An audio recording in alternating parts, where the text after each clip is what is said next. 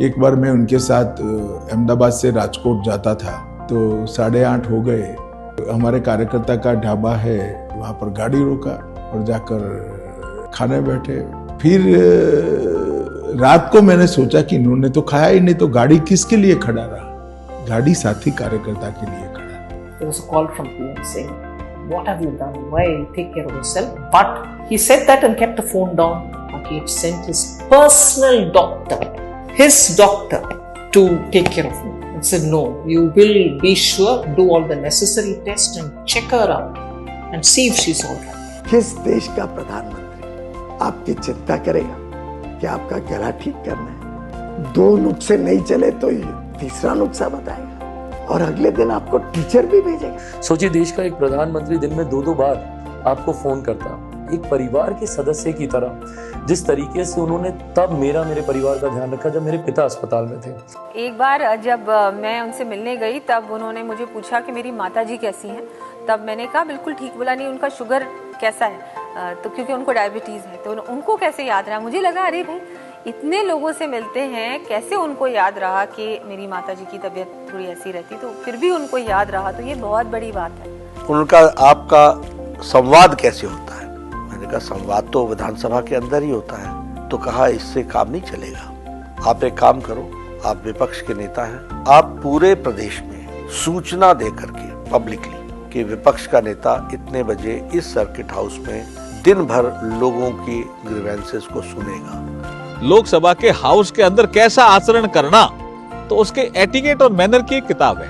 तो उसमें लिखा हुआ है कि कोई सदस्य बोल रहा है तो उसको क्रॉस करके नहीं जाना। तो वो जो पहली लाइन में एक सदस्य खड़ा था वो बोल रहा था, उसका भाषण पूरा नहीं हुआ था। उसके बाद शायद निर्मला जी का था, मुझे ऐसा लग रहा है, तो वो बोल रहा था। साहब वहीं खड़े हो गए, साहब हम तो पीछे थे। तो 1-2 ने किसी ने सलाह भी दी कि साइड से निकल जाता है, लेकिन वो टीवी में दिखता है। और वो सदस्य जो बोल रहा था उसको पता नहीं पीछे प्रधानमंत्री आ गए, तो वो 5-7 मिनट बोलता जा और साहब खड़े ही रहे। ये हमें सीखने को मिलता है साहब से।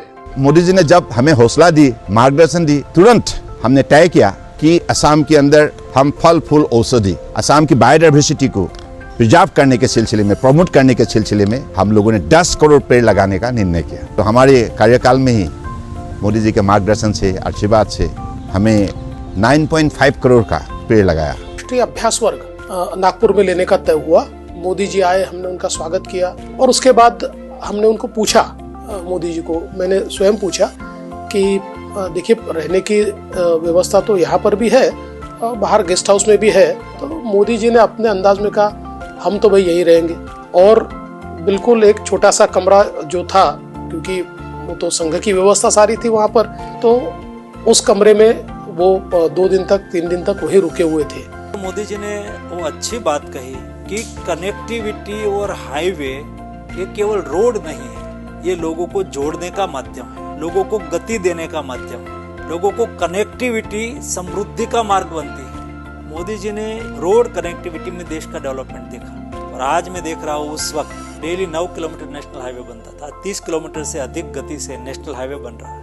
मुख्यमंत्री के पद में रहते हुए भी एक ऐसे कार्यक्रम में आए थे जहाँ उनके सम्मान के लिए बुलाया गया था, उनको मंच में होना था और मंच में ना आके सीधे वहाँ कार्यकर्ताओं के साथ गली में बैठे हुए देखा, तो मुझे लगा कि ये निश्चित रूप से व्यक्ति सोच से बहुत बड़े हैं, ये सोच बहुत